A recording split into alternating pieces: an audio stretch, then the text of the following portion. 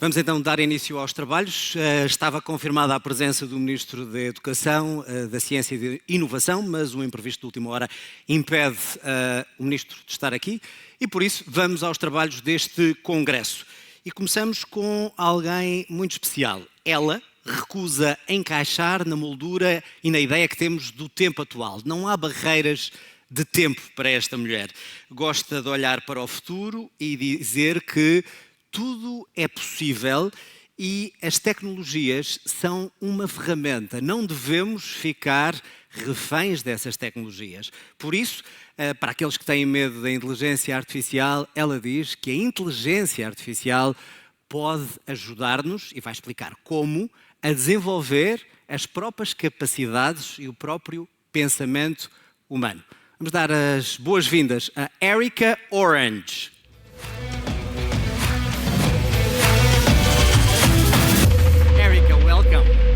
From New York to Lisbon to this weather. I love it. This tunnel feels very futuristic. Amazing, isn't it? It's like Back to the Future. It is absolutely Back to the Future. So, yes. The stage is yours. Thank you very much, sir. Yes, what a fun entrance. And I am so happy to be here with all of you talking about the future. I love that my friend over here just mentioned Back to the Future.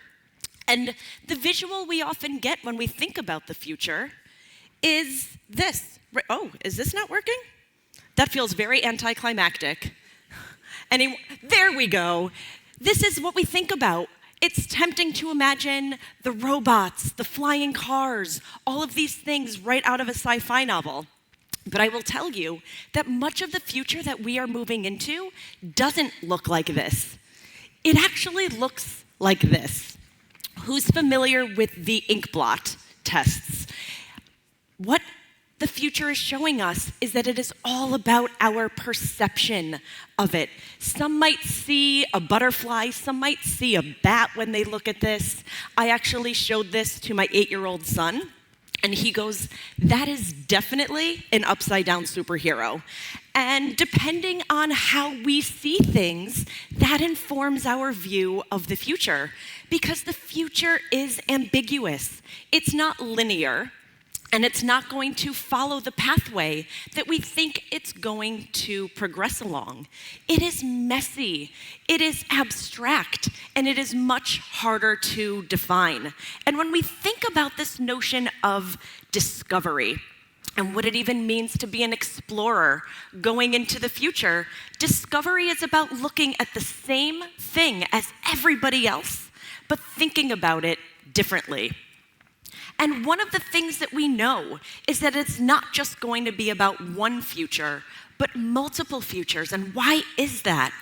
That is because the future is speeding up. And one of the terms that I created to really start describing where this future is moving is what I call Templosion. Now, what is Templosion? This is the idea that the biggest of things, the biggest of events, are happening in shorter and shorter periods of time. Things used to take decades. Now things are happening in years, if not weeks, if not days. It is the rapid truncation of time. And one of the things that we see happening in this world of Templosion is that greater gaps are being created on one end of the spectrum between the exponential rate of technological change and our ability to adapt and adjust to it because things are happening so quickly. And it's what is driving a lot of the fear, the trepidation, and the anxiety over where the future is going. But we need to pause and think to ourselves, we have the ability to ramp up our knowledge and adapt and adjust to it, but it is getting harder to do so. One of the biggest opportunities in this world of Templosion is that it is not only speeding up technological change. Look, for instance, what happened with AI and ChatGPT. There were more users in just 2 weeks when ChatGPT was introduced than it took for the phone to reach that many people. It took 75 years. This is the shortening of time and change. We also see these accelerated innovation cycles, and it's compressing the time from idea to market. So all of these new business models are coming into an environment today where speed and time is not only the new luxury value proposition, but time in many ways is its own currency. But no matter how quickly things are speeding up, and no matter how quickly we see technological change, economic change, geopolitical change, we have these colliding timescales. On one end, we have this Templosion of Templosion effect. And on the other end, we have deeply ingrained bureaucratic systems that are appropriate for an economy 4 or 5 economies ago. Coming from the United States, I think of all the old ways of doing things, all the things that bog down our thinking, our ability to innovate, because change is uncomfortable for a lot of people. And we see imagination bumping up against inertia. We see progress bumping up against our willingness to want the predictable. We want to be able to predict things. And as a futurist, everyone always thinks that I can predict the future. We can never predict the future, but what can we do? We can prepare for it. It is all about preparedness, because we have to remember, of course, change is not the enemy. We cannot be afraid of change. It is happening faster than ever before, whether we like it or not. But what is the enemy today? Our attachment to certainty. We cling to certainty like a security blanket, like nostalgia from our past. We want to know where things are going, but we have to prioritize our capacity for change over the certainty of change. And one of the biggest ways we see this unfolding is through that exponential rise of change, through AI, through artificial intelligence, right? And perhaps for me, one of the greatest promises of artificial intelligence is not even in the technology itself. But let's flip the language. What is IA? Less about artificial intelligence and more about intelligence augmentation. That is what is starting to speed up, is our ability to augment through these revolutionary new tools our own forms of intelligence. So if you go out there, if you read a lot of the stories, we have to separate out the hype from the reality. And the hype will tell us, right, robots are coming for our jobs, there's going to be a full takeover. That's not the narrative today. The narrative is one of and. It is not us versus this technology. It is us and AI, working collaboratively, working symbiotically, and really elevating our own thinking, our own cognition to the next higher order value proposition. So let AI do what I would consider to be the rote, the boring, the mundane, the things that, frankly, when you think about it from a deeper human perspective, were humans even meant to be doing that kind of work in the first place? Or were we meant to migrate up to the creativity, to the emotional intelligence, to the ingenuity and the imagination, always through the lens of 3 very critical things: discernment, judgment, and oversight. What I mean by that is we always have to be questioning the outputs of this technology. Never take anything at face value, because one of the things we know is that in an age of discovery, it is getting harder to tell the difference between what is real, fake, true, and false. And that is where the human comes in, to be able to discern these different realities and figure out if what AI is telling us makes sense.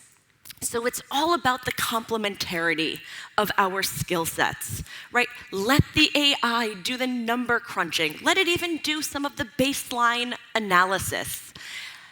Let us then through the lens of critical thinking and our own intelligence, put the pieces together, spot the patterns, try to make sense of what the external environment is telling us. And I always say, is this the end of work? Of course it's not the end of work, but it is the end of boring work. And that's one of the biggest opportunities. And we hear so much out there today about AI being our partner, being our co-pilot. And I think a better way to think about this is, who's familiar with Batman and Robin, right? Humans have to be the Batman in this scenario. We have to be the ones with the superhero skills, the ones still in the driver's seat of the Batmobile, right? We are the ones that are leading with courage and wisdom and moral judgment, and the AI is the Robin. Who is the Robin? The Robin is the trusty sidekick. The Robin is always helpful, always reliable, always resourceful. So many of the opportunities are going to come with how to harness this dynamic duo, how to balance AI support with human ingenuity. But we also have to press pause a little bit. And I don't know if any of you are familiar with Maslow's hierarchy of needs. Maslow said something that I loved, and what he said was this: if the only tool you're given is a hammer, you tend to view everything as a nail. And when applied to AI, why does this matter? This matters because we have to remember that AI is not a panacea. It is not a plug and play, and it cannot just be applied in a one-size-fits-all way, right? You have to go back to asking yourself two very simple yet fundamental questions when it comes to AI. The first, what problem are you trying to solve? What are you trying to solve for? And number two is who? Who does it benefit? And so much of the narrative today is about productivity, and it's about efficiency. And that is great.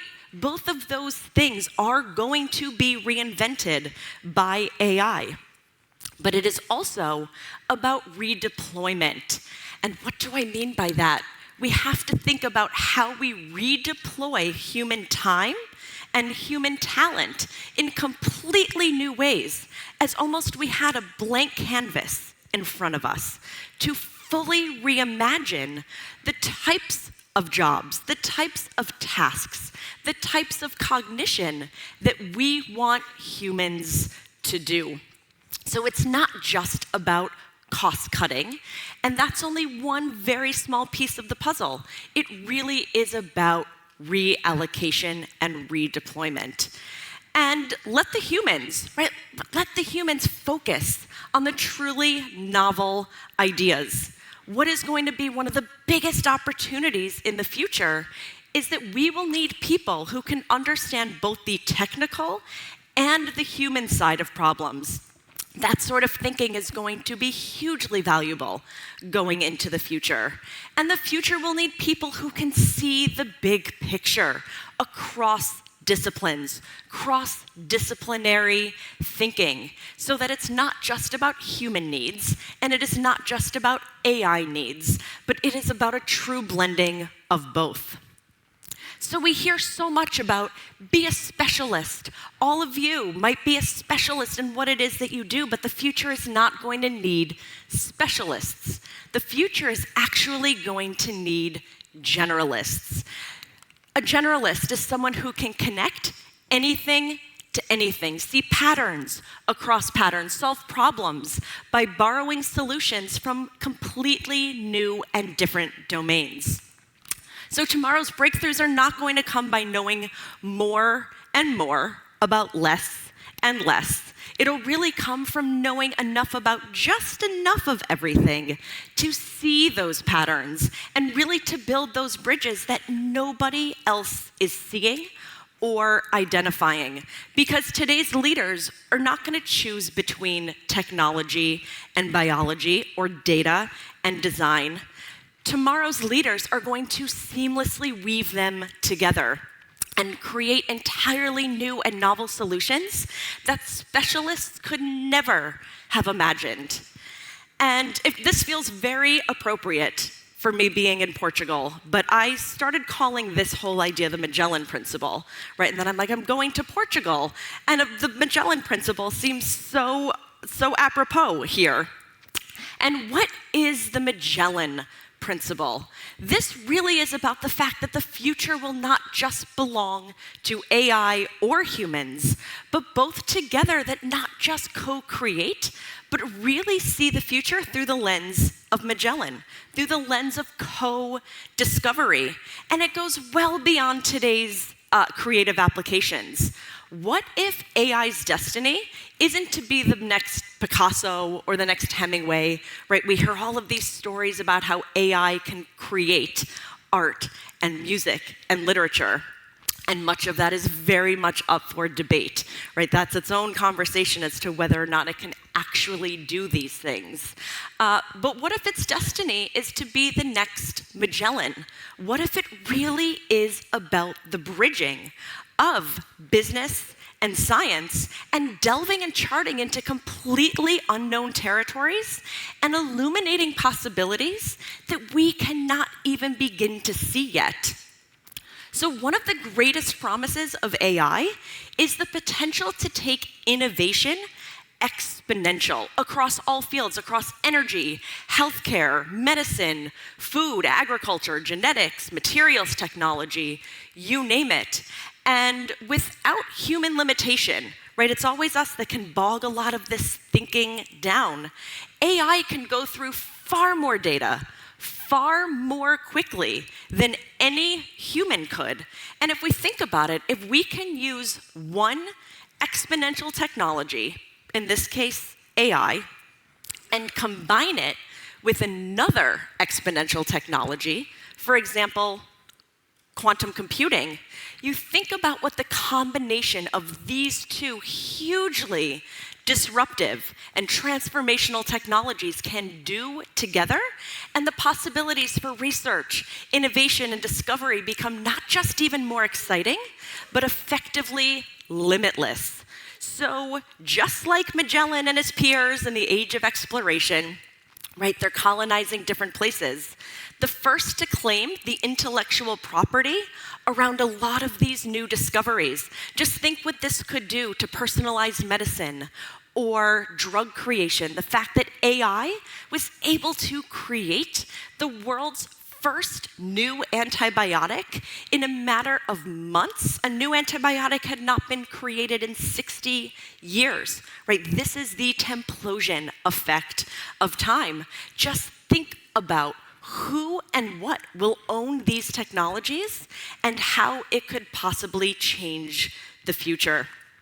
So one example of how we see some of this, even just manifesting externally, is what IBM is doing. And IBM is working on a lot of what it calls hard technology, the AI, the quantum computing, and the idea is to take these two technologies, meld them together, and create a new ecosystem to help create materials faster.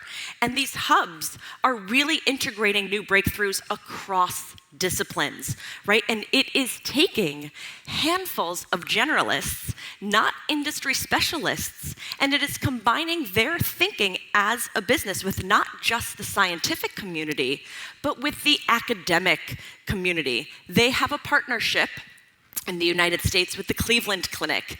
And the whole idea is to shorten the amount of time it takes for lab research ideas to become market-ready therapies. So we see this compounding effect. Each breakthrough now allows so many other breakthroughs to happen almost simultaneously, which is why when we think of AI, it is not just applied to work or labor or skills, but it is going off and exploding in multiple directions. And if you take something like CRISPR technology, right, it didn't just create gene therapy. What did it do? It simultaneously spawned so many other cutting-edge advancements in everything from agriculture to new diagnostic tools to even new manufacturing processes. So when discovery in and of itself becomes its own platform, acceleration becomes exponential rather than linear. And that is one of the biggest opportunities and one of the biggest things that we are being catapulted towards as we usher in not only this new economy, but this new future. And you layer on top of all of this the whole idea of a moonshot. Now, what is a moonshot? Some of you might have heard the term before, some of you, many of you online might not have, but these are big, bold, daring ideas. There is so much research around what I would call the mind-bending, things that intuitively to us might not make sense and challenge our accepted limits of science and engineering. But together, we see through all of these, and they're very, very expensive. We're talking about space elevators to deep sea mining and anything and everything in between. But the whole idea is this will propel combinations of business and science and technologies combining and recombining to create all of these new ideas moving forward that could usher in a new era of human health, sustainability, and even space exploration. So I will end on this, and it's one of my favorite visuals because if we are looking at the sky through a straw, just imagine what we're missing. All of us, and it's human nature to do so, all view the world through our own little tiny portholes of perception. What we are taught to see, what we think we need to see, all of those things, where if we just take a step back and expand our field of view, everything is there. Everything is there in plain sight. I always say the hardest part of my job, without a doubt, is getting towards objectivity. All of the value judgments that we make, all of the things that we say, we can't do it this way, or we shouldn't do it that way. How do we let go of those limitations? How do we give ourselves the capacity to imagine a bigger and better future? Another one of my favorite quotes is, "A diamond is merely a lump of coal that did well under pressure." And I love that because how often do we see a challenge or even a new opportunity and we just view it as that lump of coal? But if we take a step back and with time and pressure and transformation, we can turn it into a diamond. And that diamond is what has the whole world inside of it. That is all of the possibility. That is all of the discovery. So I will leave you with this thought. How, in an age of accelerated discovery, can each one of us become an explorer? How can we take that telescope and see that sky full of stars and expand our field of view so that we have the ability to usher in a world that I think is going to be one of vast possibility and vast opportunity? So I actually don't know if it should be obrigado or obrigada, but either way, thank you all very much for your time. Thank you for having me. Cheers.